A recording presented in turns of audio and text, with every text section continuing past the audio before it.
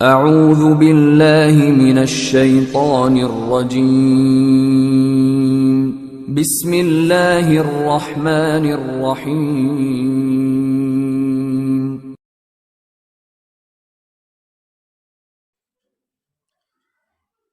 السلام علیکم ورحمۃ اللہ تعالی وبرکاتہ۔ الحمد للہ رب العالمین والصلاة والسلام علی سید المرسلین، اما بعد فاعوذ باللہ من الشیطان الرجیم، بسم اللہ الرحمن الرحیم۔ بازو پر ٹیٹو بنانا کیسا ہے؟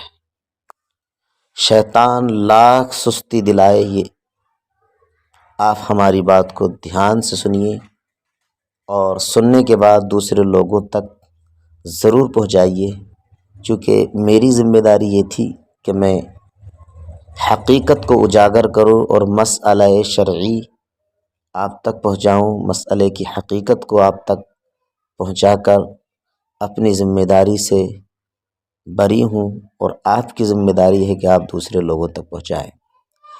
سب سے پہلے درود شریف پڑھیے، اللہم صلی علی سیدنا مولانا محمد صلی اللہ تعالی علیہ وآلہ وسلم۔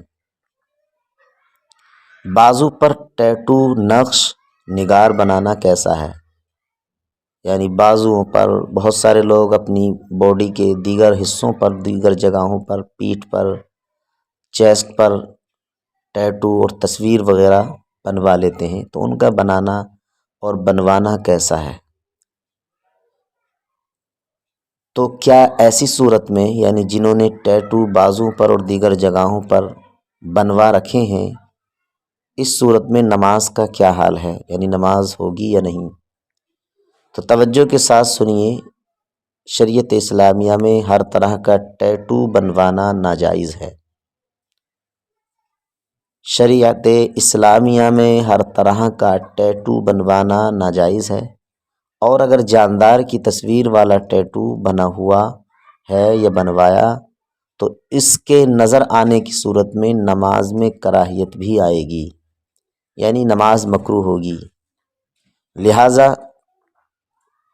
اگر ٹیٹو کپڑوں کے نیچے چھپا ہوا ہے تو اب نماز میں کراہیت نہیں ہوگی، یعنی نماز ہو جائے گی۔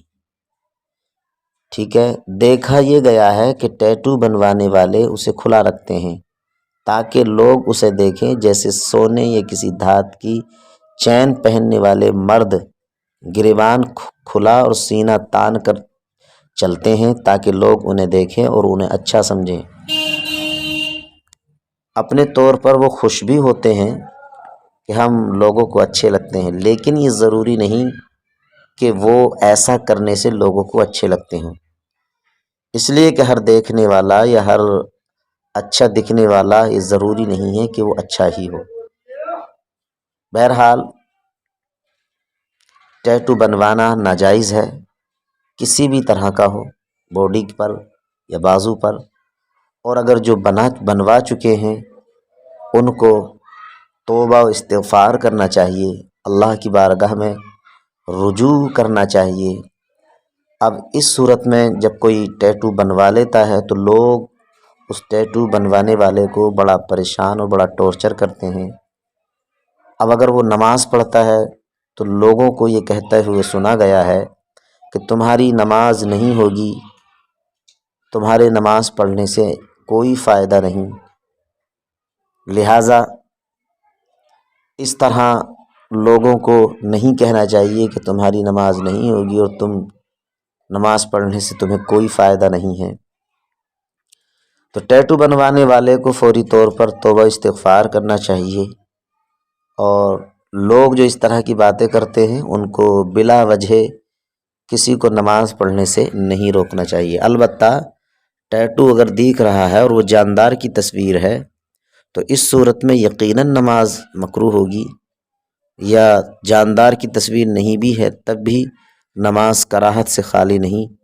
لیکن اگر وہ توبہ کر لیتا ہے اور وہ ٹیٹو، وہ نقش و نگار جو اس کی باڈی پر بنا ہوا ہے وہ نہیں چھوٹ رہا ہے اور اس نے توبہ کر لی ہے، تو پھر اس صورت میں اس کی نماز ہوتی رہے گی، مگر یہ کہ وہ اگر وہ تصویر والی چیز بنوائی ہے، یعنی نقش نگار جو اس نے بنوایا ہے وہ تصویر والا ہے، تو پھر وہ اس کو چھپا کر رکھے، یعنی کپڑے میں چھپا کر رکھے، کپڑا اس کے اوپر پہن لے، پھر نماز اس کی ہوتی رہے گی۔ مسئلہ یہ آتا ہے کہ ٹیٹو بنوانے والا توبہ کس طرح کرے؟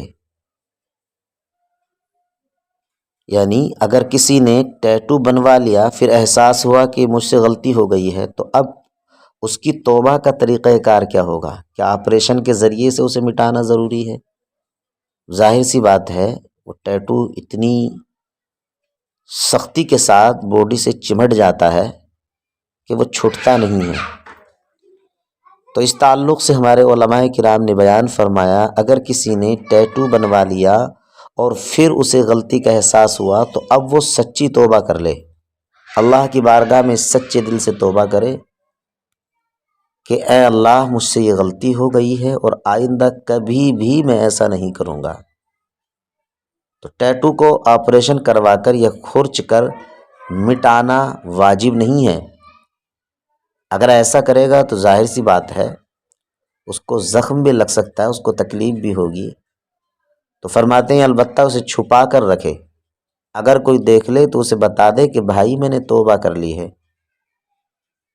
توبہ اس کے لیے کافی ہے، یعنی الگ سے اس کو چھٹوانے کی یا اپنے آپ کو تکلیف دینے کی ہرگز ضرورت نہیں ہے، اور اگر وہ آسانی سے چھوٹ سکتا ہے تو پھر چھٹا لے۔ امید ہے آپ کو بات سمجھ آ گئی ہوگی۔ اللہ تعالیٰ سلامت رکھے۔